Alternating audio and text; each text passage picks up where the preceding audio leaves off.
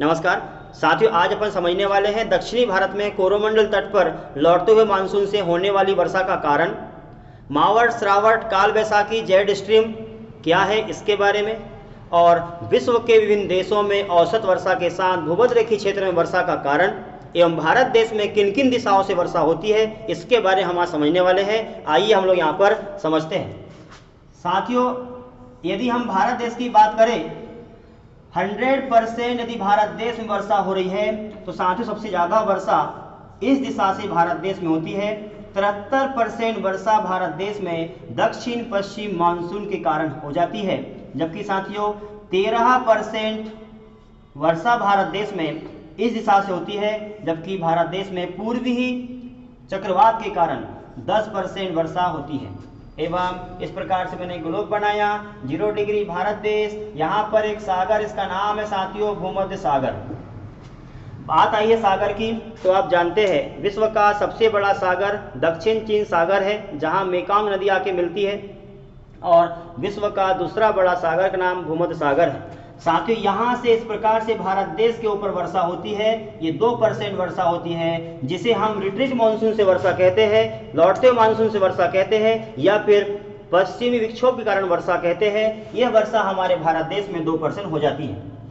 साथियों यदि हम औसत वर्षा की बात करें तो ये है भूमध्यरेखीय क्षेत्र, इक्वेटर 0 डिग्री बृहस्पति। साथियों इसके ऊपर हमेशा सूर्य लंबवत चमकता है।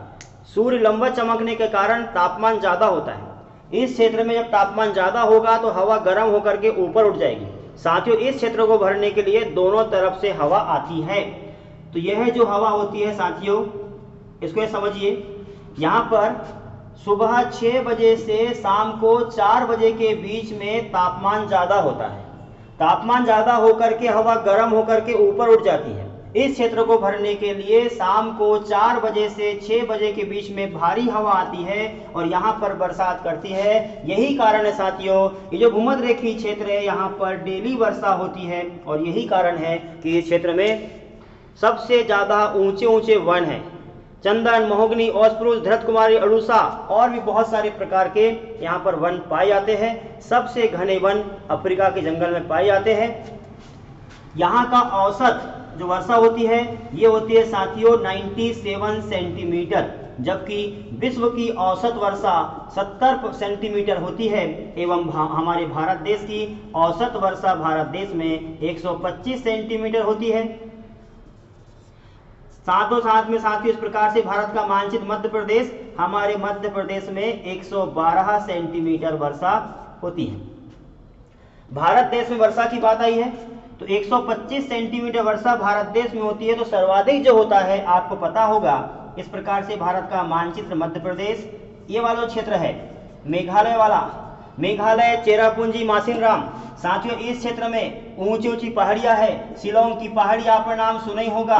शिलोंग की पहाड़ी 1961 मीटर ऊंची है। ये पहाड़ी ज्यादा ऊंची होने के कारण मानसून जाकर टकराता है और टकरा करके पानी वहीं पर गिरा देता है। साथियों 1125 सेंटीमीटर वर्षा, विश्व में सबसे ज्यादा वर्षा मासिनराम, मेघालय, चेरापूंजी में यहीं पर होती है।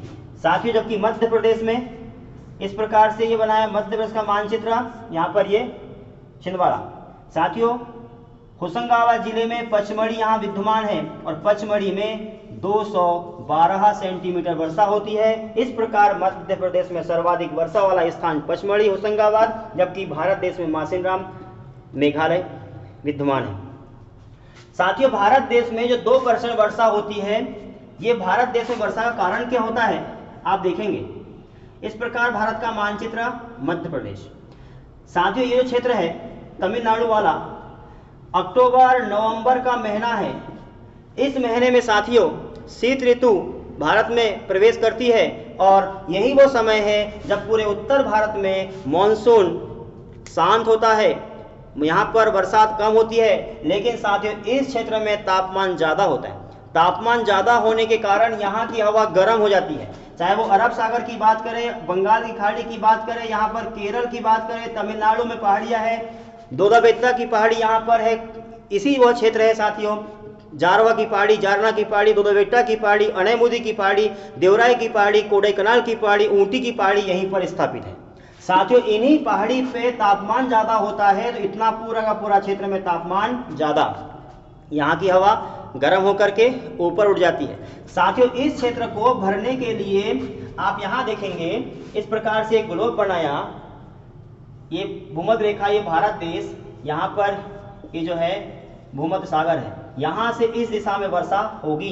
ये भारत देश, यहाँ पर भूमध्य रेखा, ये जो है भूमध्य सागर, यहाँ से भारत देश के ऊपर वर्षा होगी। साथियों ये वाला जो क्षेत्र होता है इसको हम अरावली पर्वतमाला कहते हैं, जबकि ये वाला जो क्षेत्र है ये हिमालय पर्वत है। यहाँ से हवा आगे की ओर चलती है। इस प्रकार की वर्षा जब भारत देश में होगी, इस प्रकार की बारिश को भारत देश में लौटते हुए मानसून से बारिश कहते हैं, रिट्रीट मानसून कहते हैं, पश्चिमी विक्षोभ के कारण वर्षा कहते हैं। तो साथियों यहाँ से ये वर्षा यहाँ पर होती है हिमालय पर्वत पर, इस प्रकार की वर्षा आगे बढ़ती है और ये पहुंच जाती है अरावली पर्वत क्षेत्र में, थार मरुस्थल में, और यहाँ पर वर्षा होती है राजस्थान क्षेत्र में। इसको हम कहते हैं मावट और जेट प्रवाह। साथियों यही वर्षा तमिलनाडु की ओर आगे बढ़ती है। इस प्रकार की वर्षा हिमालय पर्वत से होते हुए तमिलनाडु की ओर जाती है, इसको कहते हैं हम लोग श्रावट। और साथियों यही वो वर्षा है भारत देश में अलग अलग क्षेत्रों में फसलों को फायदा पहुंचाती है। अलग अलग क्षेत्रों में इनके नाम होते हैं, आइए यहाँ पर हम लोग समझते हैं। साथियों इस प्रकार से बनाया भारत का मानचित्र। मध्य प्रदेश ये वाला क्षेत्र है, पश्चिम बंगाल और असम क्षेत्र में जो वर्षा होती है इसको बोलते हैं साथियों काल बैसाखी। ये केरल क्षेत्र है साथियों, केरल क्षेत्र में दो प्रकार की वर्षा होती है, एक होती है यहाँ पर आम्र वर्षा और दूसरी होती है फूलों वाली बौछार वाली वर्षा, जो आम की फसलों को फायदा देती है, फूलों वाली फसलों को फायदा देती है। और साथ ही यहाँ पर जो कर्नाटक क्षेत्र है, कर्नाटक में भी दो प्रकार की फसलें होती है, ये दो प्रकार की वर्षा होती है। ये दो प्रकार की वर्षा का नाम होता है साथियों कॉफी वर्षा और चेरी ब्लॉसम वर्षा। एवं आप यदि बात करेंगे ये क्षेत्र है साथियों, ये वाला पंजाब क्षेत्र, यहाँ की जो वर्षा होती है इसको हम लोग कह देते हैं लू वर्षा। और झारखंड क्षेत्र है, इस क्षेत्र में होने वाली वर्षा को नॉर्वेस्टर वर्षा के रूप में जानते हैं। साथियों उम्मीद करूंगा टॉपिक आपको समझ में आ गया होगा। आपको इसी प्रकार के टॉपिक और कोई समझना है तो आप कमेंट्स बॉक्स में जरूर कमेंट्स कर देंगे।